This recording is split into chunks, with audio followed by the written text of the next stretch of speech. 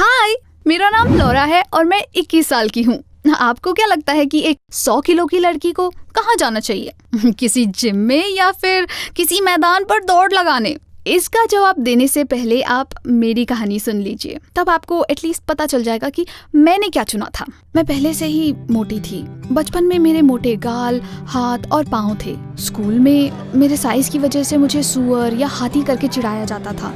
इससे मुझे काफी ठेस पहुंचती थी। मैं मेरे दोस्तों को बोलती भी थी कि मुझे ऐसे नामों से ना बुलाए, पर वो बच्चे बहुत शैतान थे और उन्हें मेरा मजाक उड़ाना बहुत अच्छा लगता था। मुझे ना सिर्फ अपने मॉम डैड के पास सुकून मिलता था, क्योंकि मैं जब भी रोती थी वो मेरे लिए आइसक्रीम लेके आते थे। मेरे मॉम डैड मुझसे कहते थे, लौरा तुम बहुत सुंदर हो, तुम्हारा चेहरा खूबसूरत है और तुम्हारी हंसी भी, तुम काफी अच्छी और मजाकिया हो। घबराओ मत, तुम्हें जरूर एक ऐसा लड़का मिलेगा जो तुम्हें इसी रूप में प्यार करेगा। जाहिर है वो सही थे। इसीलिए मुझे लगता था कि मैं काफी सुंदर हूँ। मेरा ना एक सीक्रेट सपना था। क्या आपको पता है वो क्या था? मुझे बचपन से ही स्टेज पर जाकर कुछ करना था। मुझे एक एक्ट्रेस या सिंगर बनना था। मैं गाने बजाती थी और मराया कैरी होने की एक्टिंग करती थी। मैं नाचती थी, गाती थी। मेरे ख्यालों में लाखों लोग मुझे देखते थे। जब मैं बड़ी हो गई तब मैंने एक मूवी के लिए ऑडिशन किया, लेकिन उस मूवी के प्रोड्यूसर ने मुझसे कहा कि इस काम के लिए वो मुझे नहीं लेना चाहते, उन्हें एक पतली सी लड़की चाहिए। मैं वहाँ से निकल गई। मैंने अपना सर ऊंचा रखा, वो लोग खुद मेरे पास आएंगे और तब तक ना बहुत देर हो चुकी होगी। जब मैं मॉडल एजेंसीज के ऑफर्स का इंतजार कर रही थी, तब मुझे किसी तरह स्पॉटलाइट में आने का मन कर रहा था। तो अपने इस क्रेविंग को रोकने के लिए मैंने सोचा कि क्यों ना मैं वीडियो चैट करूं। अब ऐसा प्रिटेंड मत करना कि आपको पता ही नहीं कि मैं क्या बोल रही हूँ। इट्स व्हेन एक लड़की वेबकैम के सामने बैठती है और लोगों से बातें करती है, और जिन लड़कों को उसमें दिलचस्पी होती है वो इनाम के तौर पे उसको कुछ पैसे भेज देते हैं। और इस तरह मुझे मेरी स्पॉटलाइट मिल गई। उसके साथ ही ये पैसे कमाने का अच्छा जरिया था। मुझे मेरे व्यूअर्स में से फैंस भी मिले। उसमें एक लड़का था जिसका नाम था बिग स्टैन। वैसे तो ये नाम बनाया हुआ था, पर इसे कोई फर्क नहीं पड़ता क्योंकि मुझे उससे बातें करना बहुत अच्छा लगता था। वो काफी ध्यान देता था मुझ पर और अपने फीलिंग्स को मेरे साथ शेयर भी करता था। कुछ समय बाद हम बहुत ही अच्छे इंटरनेट फ्रेंड्स बन गए। एक दिन मैं एक नाइट क्लब में थी और अचानक से मुझे एक लड़का मिल गया। उसका नाम जॉनी था। ये पहली नजर का प्यार था। हम मजे कर रहे थे और उसने मुझे अपने साथ चलने को कहा। मुझे बहुत खुशी हुई। क्या ये वही इंसान है जिसके बारे में मॉम डैड मुझे बोला करते थे? हम कुछ दिनों बाद मिले। जॉनी काफी ध्यान देता था मुझ पर और बहुत ही ब्रेव भी था। मुझे तो वो काफी पसंद था और उससे मैं भी। हम मूवी देखने गए और फिर एक कैफे में डेट खत्म होने पर हमने दोबारा से जाने का फैसला किया, और इस बार मैं उसे किस करने से खुद को रोक नहीं पाई। जब मैं घर आई तो मैंने अपना कंप्यूटर शुरू किया और मेरे पेज पर गई। मैंने देखा कि मेरा दोस्त बिग स्टैन ऑनलाइन था और मैंने उसे अपने डेट के बारे में सब कुछ बताया, पर उसे बहुत बुरा लगा और उसने कहा कि उसे जॉनी से जलन हो रही है। देखो, मैं उसे वैसे तो चोट नहीं पहुंचाना चाहती थी, पर मुझे थोड़ा अच्छा तो लग रहा था कि दो लड़के मेरे लिए लड़ रहे हैं। मैंने बिग स्टैन को कहा कि वो हमेशा मेरा अच्छा दोस्त रहेगा और मैं कभी भी उससे बात करना बंद नहीं करूंगी, और उसने जवाब में मुझसे इतना कहा कि वो सिर्फ मुझे खुश देखना चाहता है। जॉनी और मैं कुछ डेट्स पर गए। तीसरी डेट के बाद हमने एक साथ रातें बिताई। मैं कभी इतना खुश नहीं थी। जाहिर है मैंने इस बारे में बिग स्टैन को कुछ भी नहीं बताया। मुझे पता था कि अगर इस बारे में मैं उसे बताऊंगी तो उसे बुरा लगेगा, क्योंकि उसके दिल में भी तो मेरे लिए कुछ था। मैं हमेशा ये फैंटेसाइज करती रहती थी कि जॉनी और मेरा प्यार फ्यूचर में कैसा रहेगा, और तभी अचानक उसकी मुझ में दिलचस्पी कम हो गई। उसने मुझे कॉल करना बंद कर दिया था। जब मैं उसे कॉल करती थी तब वो कहता था कि वो काम में है। मुझे नहीं पता था कि ऐसा क्या बदल गया था।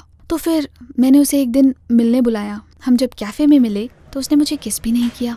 थोड़ी देर शांति के बाद उसने मुझसे कहा, मुझे माफ़ कर दो लौरा, पर हमें ब्रेकअप कर लेना चाहिए। मुझे मेरे कानों पर विश्वास नहीं हो रहा था। क्या? क्यों? जॉनी ने कहा कि वो इसलिए मुझे डेट नहीं करना चाहता क्योंकि मैं मोटी हूँ। वो मुझे पसंद तो करता था, पर उसे पतली लड़कियाँ ज्यादा पसंद थी। मैं अब बर्बाद हो चुकी थी। मैं अपने घर पर ही रह के रोती रहती थी, लेकिन सिर्फ एक चीज ऐसी थी जिसने मुझे पागल होने से बचाया, और वो था मेरे इंटरनेट का दोस्त बिग स्टैन। वो मुझे दिलासा देता रहता था और कहता था कि अगर कभी जॉनी उसे मिल गया तो उसे बहुत जोर से पीट देगा, पर मैं मना करती थी क्योंकि मैं अभी भी जॉनी से प्यार करती थी और मुझे उम्मीद थी कि वो लौट आएगा। और फिर मैंने अपने आप को बदलने का फैसला किया। अगर मुझे जॉनी फिर से वापस चाहिए तो मेरा किसी भी हालत में अपना वजन घटाना जरूरी था। कल से मैं एक सख्त डाइट पर जाने वाली हूँ और एक अच्छी सी जिम भी ज्वाइन कर लूंगी। मैंने अपना प्लान बिग स्टैन को बताया, इस उम्मीद में कि वो मेरा साथ देगा। पर वो पागल, वो तो ऐसा बोलता है कि तुम पागल हो, तुम अपने आप को सजा क्यों दे रही हो, तुम जैसी हो वैसी ही अच्छी हो। पर मुझे जॉनी वापस चाहिए था। उसने मुझ जैसी सुंदर लड़की को कैसे डंप कर दिया। अगले दिन मैंने अपने सारे हाई कैलोरी फूड्स को फ्रिज से बाहर फेंक दिया और फ्रिज को सब्जियों से भर दिया। मैंने एक बढ़िया सी जिम भी ज्वाइन कर ली और वहाँ मुझे एक कोच मिले जिनका नाम था फ्रैंको। आपको उन्हें देखना चाहिए था, ऊंचा, पतला और एक परफेक्ट बॉडी वाला इंसान। मैंने ऐसे लोग सिर्फ मूवीज में देखे थे। मैंने फ्रैंको को कहा कि वो मुझे पतली बना दे। उसने मुझे गौर से देखा और कहा कि वो ये मेरे लिए कर सकता है अगर मैं उसकी सारी बातें मान लूं तो। मैं उसकी सारी बातें मानने को तैयार थी और ऐसे हमारी ट्रेनिंग शुरू हुई। ऐसा कहना कि ये मुश्किल था, ये तो बहुत छोटी बात हो गई। ये तो बिल्कुल नरक जैसा था। फ्रैंको ने मुझे एक सैनिक की तरह काम करवाया। वो कभी कोई भी चीज आसान करता ही नहीं था और मुझे सारे के सारे मुश्किल एक्सरसाइजेस देता था और हर दिन वो इसका लेवल भी बढ़ा देता था। फ्रैंको को ना सच में दूसरों को तकलीफ देने में बहुत मजा आता था। जिम के बाद मैं घर पहुंचकर सीधा गिर जाती थी। मुझ में सिर्फ इतनी ही शक्ति बचती थी कि मैं बिग स्टैन के साथ कुछ बातें कर सकूं। मैं उसे बताती थी कि ये मेरे लिए कितना मुश्किल है और फ्रैंको कैसे मुझसे इतना सारा काम करवाता था। बिग स्टैन को मेरे लिए बुरा लगता था और वो कहता था कि मैं अपने आप को इससे ना गुजारूं।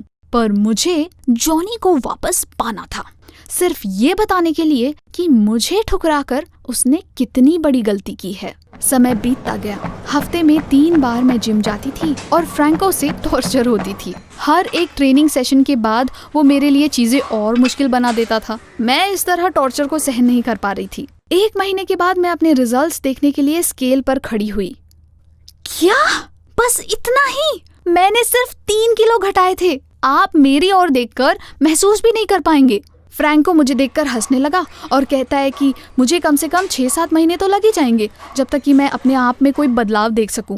एंड आई वाज लाइक 6 महीने? और तब मैं पीछे हट गई। ये जॉनी मेरी तकलीफ के लायक नहीं था। उस समय ना मुझे ऐसा महसूस हुआ कि मैं उससे अब प्यार नहीं करती और तुरंत मुझे ऐसा रिलीफ महसूस हुआ ना कि क्या बताऊं। आप यकीन नहीं करोगे पर घर जाते समय मैंने इतना सारा स्वादिष्ट खाना खरीदा और जब मैं घर पर गई तब मैंने खूब सारा खाना खाया। वाह, कितना बढ़िया था। जाहिर सी बात है जिम के लिए मैंने ये सब छोड़ दिया था और इतने हफ्तों बाद फाइनली मैंने छुट्टी लेने का फैसला किया था। मैं तो वेबचैट पर भी नहीं गई। मैंने सिर्फ खाना खाया और पूरा दिन टीवी सीरीज देखते रही। एक बात बोलूं, क्या आपको पता है दुनिया का सबसे अनहेल्दी खाना सबसे टेस्टी होता है। पर मुझे अपने शरीर की चिंता ही नहीं थी। मैं सिर्फ अपने आप को एंजॉय करना चाहती थी।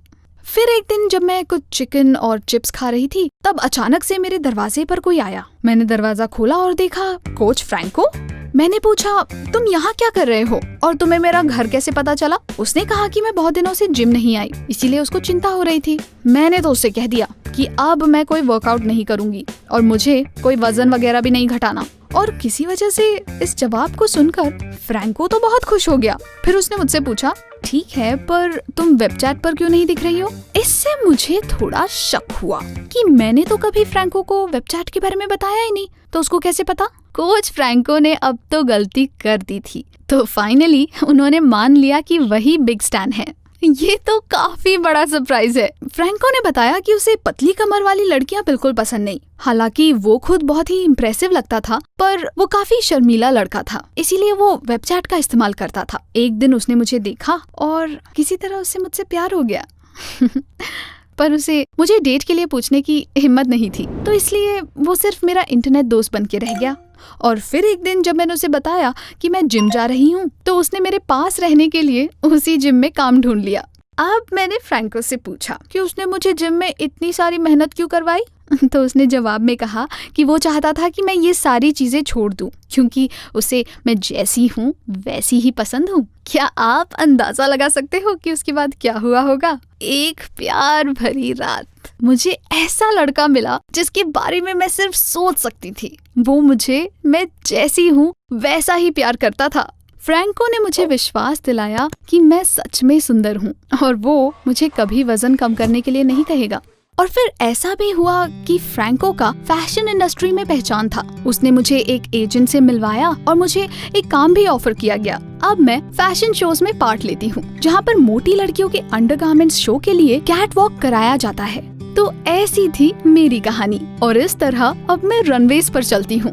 मेरा सपना आखिरकार पूरा हो गया। लेकिन कुछ दिनों बाद मेरी तबीयत खराब हो गई। मैं जल्दी थक जाती थी और बहुत कम सोती थी। मेरे दिल में दर्द भी होता था। डॉक्टर ने कहा कि अगर मैं अपनी लाइफस्टाइल को नहीं बदलूंगी तो ऐसी प्रॉब्लम्स आती रहेंगी। लेकिन क्या आपको पता है कि मैं क्या सोचती हूँ? अपने सपने को पाने के लिए कुछ ना कुछ सैक्रिफाइस तो करना ही पड़ता है, नहीं? तो जल्दी से इस चैनल को सब्सक्राइब करें, बेल का बटन दबाइए और मैं विश करती हूँ कि मेरी कहानी आपको अपने सपने पूरे करने के लिए इंस्पायर करेगी। Bye bye.